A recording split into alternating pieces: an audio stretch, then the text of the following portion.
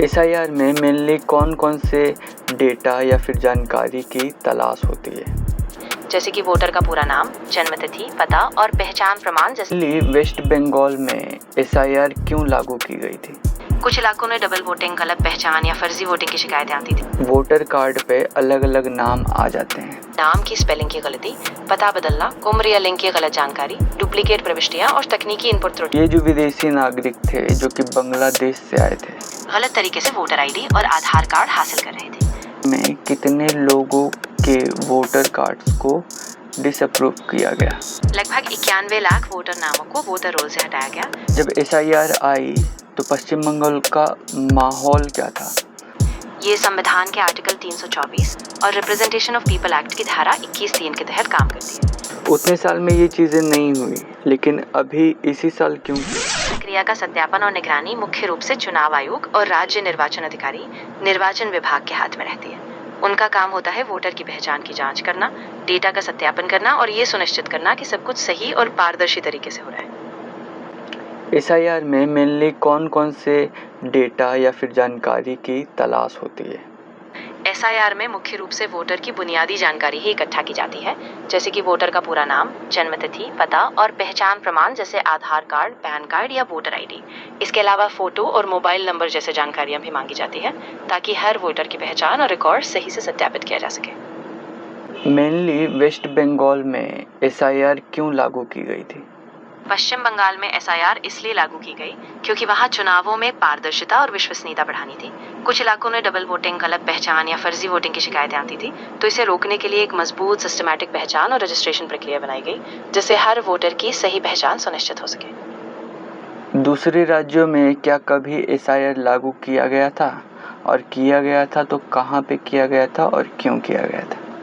तो एसआईआर यानी special intensive revision दरअसल एक राष्ट्रीय चुनावी रोल अपडेट प्रक्रिया है, जो पहले बिहार में पायलट के तौर पर शुरू हुई थी और बाद में उत्तर प्रदेश, गुजरात, मध्य प्रदेश, तमिलनाडु, केरल, छत्तीसगढ़, राजस्थान, गोवा और अन्य राज्यों में भी लागू की गई।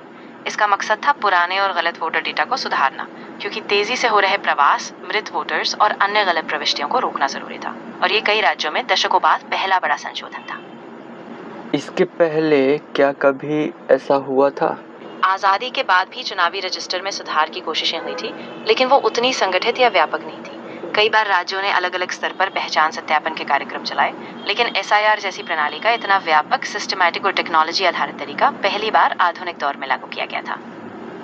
अलग अलग राज्यों में, जैसा कि आपने बताया कि उत्तर प्रदेश, गुजरात, मध्य प्रदेश, अलग अलग राज्यों में एसआईआर लागू की गई थी, लेकिन उनका उद्देश्य था कि आइडेंटिटी को जानना, और कोई मृत व्यक्ति है उनका भी कहीं वोटर आईडी तो नहीं है, इन सभी चीज़ों को जानना।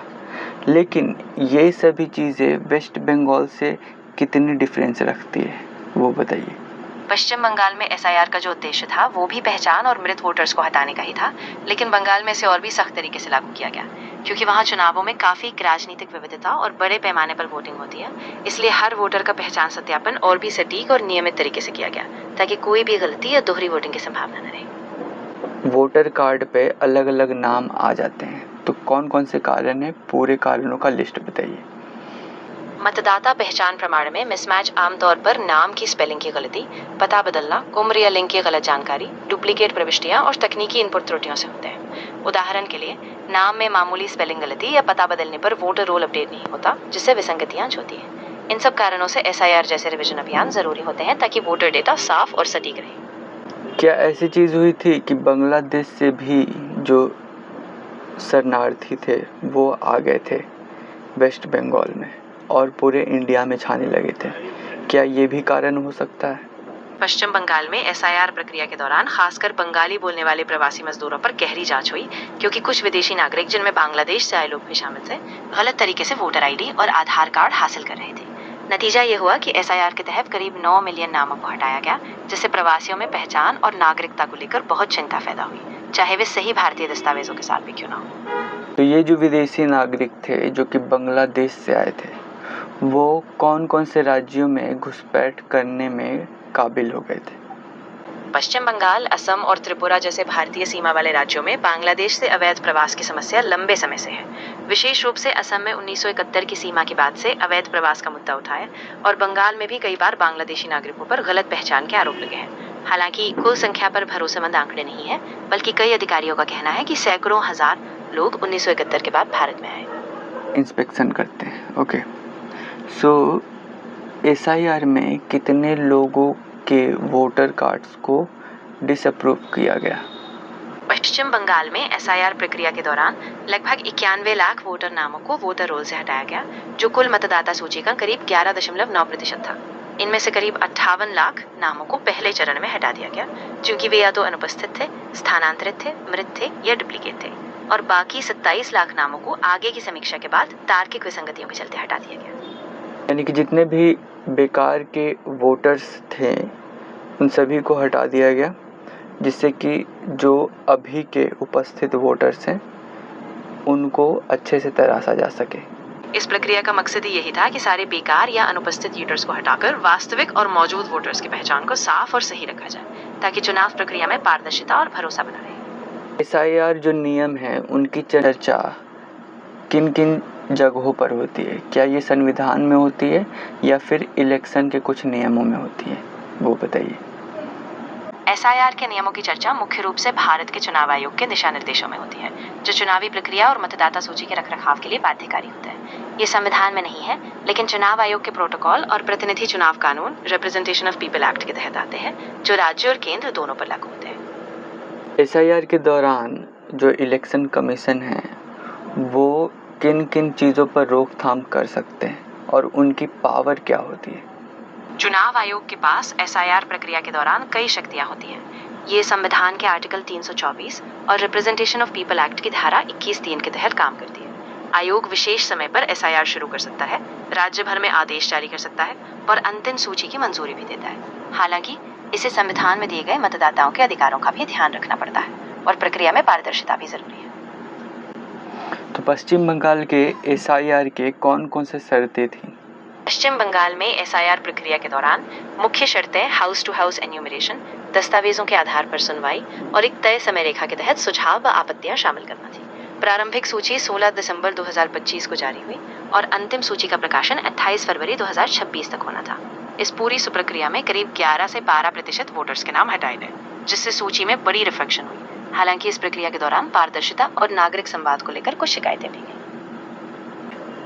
एसआईआर के चलते किन किन लोगों को प्रॉब्लम्स का सामना करना पड़ा, वो बताइए। पश्चिम बंगाल में एसआईआर प्रक्रिया के चलते खास तौर पर मातुआ समुदाय और सीमा वाले मुस्लिम अल्पसंख्यक इलाकों के लोगों को परेशानी का सामना करना पड़ा है। बहुत से आम मतदाता जिनके नाम में छोटी विसंगतियां थीं, उन्हें भी दिक्कत हुई और यहाँ तक कि डॉक्टर और पूर्व विधायक जैसे हाई प्रोफाइल लोग भी अपने वोटिंग अधिकार खो बैठे। इस प्रक्रिया में अपील और दस्तावेजों के बोझ ने कई लोगों में बड़ा डर पैदा किया है। जब एसआईआर आई तो पश्चिम बंगाल का माहौल क्या था? अलग अलग राजनीतिक पार्टियों का माहौल क्या था और लोग जो जनसंख्या थी उसके माहौल क्या था? जब पश्चिम बंगाल में एसआईआर शुरू हुई तो इसका माहौल बेहद संवेदनशील था। तृणमूल कांग्रेस जो सत्ता में थी उसने एसआईआर के मकसद को स्वीकार किया, लेकिन बीजेपी से राजनीतिक रूप से साजिश भरा समय बताया। बीजेपी ने इसे फर्जी वोटर्स की सफाई बताया, लेकिन बाद में उसे भी कुछ इलाकों में भेदभाव का शक हुआ। जनता, खासकर मातुआ समुदाय और सीमावर्ती मुस्लिम अल्पसंख्यक बहुत बेचैन थे, क्योंकि उन्हें नागरिकता और वोटिंग अधिकार खोने का डर था। तो उन्हें ये चीज़ें क्यों खोने का डर था? उनकी वोटिंग पावर क्या हो सकती थी? उन लोगों को इसलिए डर था क्योंकि एसआईआर के तहत पहचान में गलतियां हुई या उनके दस्तावेज सही तरीके से अपडेट नहीं, जिससे उनका नाम वोटर लिस्ट से हट गया। कई लोगों का कहना था कि अगर उनका वोटर कार्ड हट जाता है तो उनका वोटिंग अधिकार भी खतरे में पड़ सकता है, और खासकर जब पहचान को ठीक से साबित न किया जाए तो उनका राजनीतिक असर भी कम हो सकता था। एसआईआर के साथ किन किन लोगों का लाभ हुआ और किन किन लोगों की हानि हुई? पश्चिम बंगाल में एसआईआर प्रक्रिया का सबसे बड़ा असर ये था कि करीब 12% वोटरों के नाम हट गए, यानी लगभग 9 मिलियन वोटर्स। जिनका नुकसान हुआ वे मुख्य रूप से अल्पसंख्यक समुदाय जैसे कि मुस्लिम मतदाता और मातुआ समुदाय थे, जिन्हें दस्तावेजों की कमजोर स्थिति या नाम में छोटी गलतियों के चलते हटाया गया। वहीं प्रशासनिक रूप से वोटर रोल की सफाई से चुनावी आंकड़ों की सटीकता बढ़ी, लेकिन इसका राजनीतिक असर ये था कि कुछ भाजपा समर्थकों का मानना था कि इससे उनकी स्थिति बेहतर हुई, जबकि अन्य दलों और समुदायों में बेचैनी रही। तो ऐसा क्यों हुआ कि जो मुस्लिम मतदाताएं थी या फिर कुछ अल्प समुदाय जैसे मातुआ समुदाय थी, उनके पास वोटर आइडेंटिटी की कमी थी? ऐसा क्यों हुआ? इसका एक बड़ा कारण है लंबे समय से चल रही सामाजिक और आर्थिक असमानता। बहुत से लोग, खासकर ग्रामीण इलाकों में, औपचारिक दस्तावेजों तक पहुंच से वंचित रहते। उनके पास आधार, पैन या सरकारी पहचान पत्रों का अभाव था, जिससे नामांकन या सत्यापन में दिक्कत हुई। इसके अलावा कुछ लोगों ने अपना घर बदल लिया था, लेकिन अपडेट नहीं कर पाए, और इसी वजह से उनका नाम वोटर लिस्ट से हट गया। ओके, सो SIR जब लागू हुई थी, एक्चुअल में एवरीडे कौन कौन सी चीज़ें हो रही थी पश्चिम बंगाल में, वो बात करते हैं। जब पश्चिम बंगाल में SIR शुरू हुई, तब हर दिन चुनाव अधिकारियों ने गहन तैयारी की। पहले सभी बूथ लेवल अधिकारियों को प्रशिक्षण दिया गया। फिर वे हर घर का दौरा करके वोटर डिटेल सत्यापित करते थे, फोटो लगाते थे और नामे की जांच करते थे। इसके बाद एक ड्राफ्ट रोल जारी हुआ, जिसमें लोग सुझाव और आपत्तियां दर्ज कर सकते थे, और अंतिम लिस्ट में फरवरी 2026 में प्रकाशित हुई, जब लगभग 9 मिलियन नाम हटाए गए थे। इसको कौन से नियम के तहत पर लोगों को हटाया जा रहा था और कैसे सत्यापन कर रहे थे? एक एक चीज़ बारीकी से बताइए। पश्चिम बंगाल में SIR प्रक्रिया के तहत लोगों के नाम वोटर लिस्ट से हटाने के लिए मुख्य रूप से चुनाव आयोग के कानूनी अधिकारों का इस्तेमाल किया गया, जो संविधान के आर्टिकल 324 और रिप्रेजेंटेशन ऑफ पीपल एक्ट की धारा 21(3) के तहत है। हर बूथ लेवल अधिकारी घर घर जाकर नाम, फोटो और दस्तावेजों का सत्यापन करते थे, और जो नाम पुरानी सूची से नहीं जुड़ते थे, उन्हें आपत्ति और सुनवाई के बाद हटाया गया। जब मैंने देखा था कि SIR जब लागू हुई थी, तो कोई एक साल था जिसमें लोगों की सूची निकाली गई थी कि एक रिपोर्ट में ये कहा गया कि पुराने रोल का आधार 2002 था, लेकिन आधिकारिक रूप से SIR के लिए जो ड्राफ्ट रोल था वो 2025 तक की सूची थी।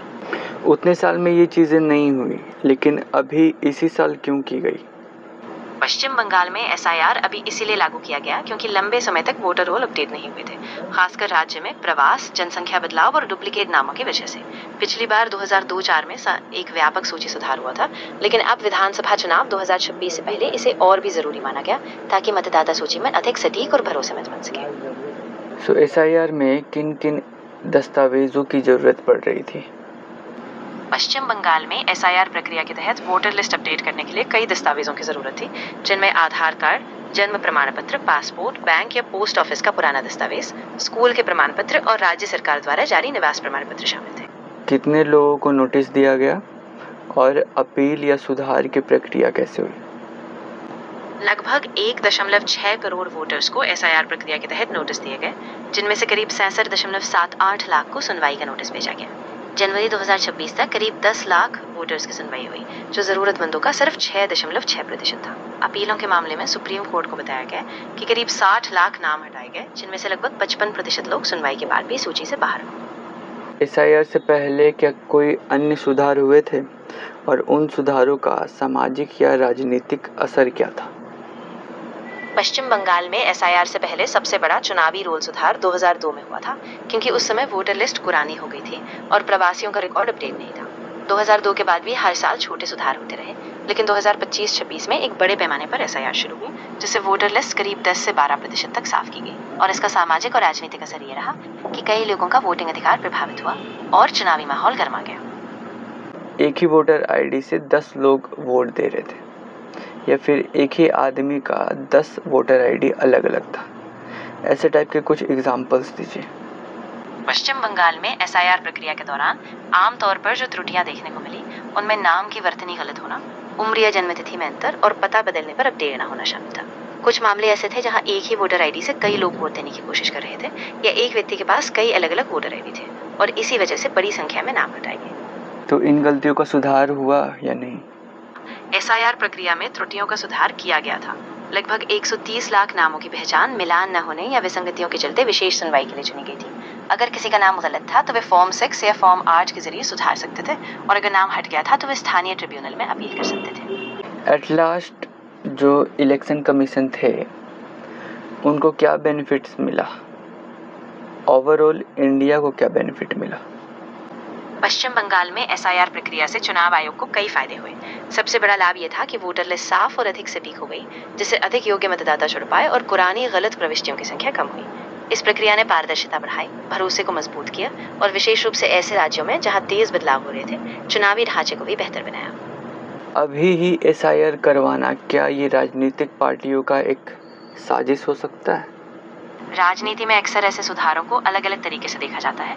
कई बार चुनावी प्रक्रिया में पारदर्शिता और भरोसा बढ़ाने के लिए इन्हें जरूरी माना जाता है, लेकिन कुछ राजनीतिक पार्टियां इसे सत्ता परिवर्तन का एक औजार भी मान सकती हैं। हालांकि इसे लेकर निष्पक्ष जांच और सभी पक्षों की आवाज को सुनना बहुत जरूरी है, ताकि पूरी प्रक्रिया पर भरोसा बना रहे। तो सभी पक्षों की आवाज़ को जानते हैं।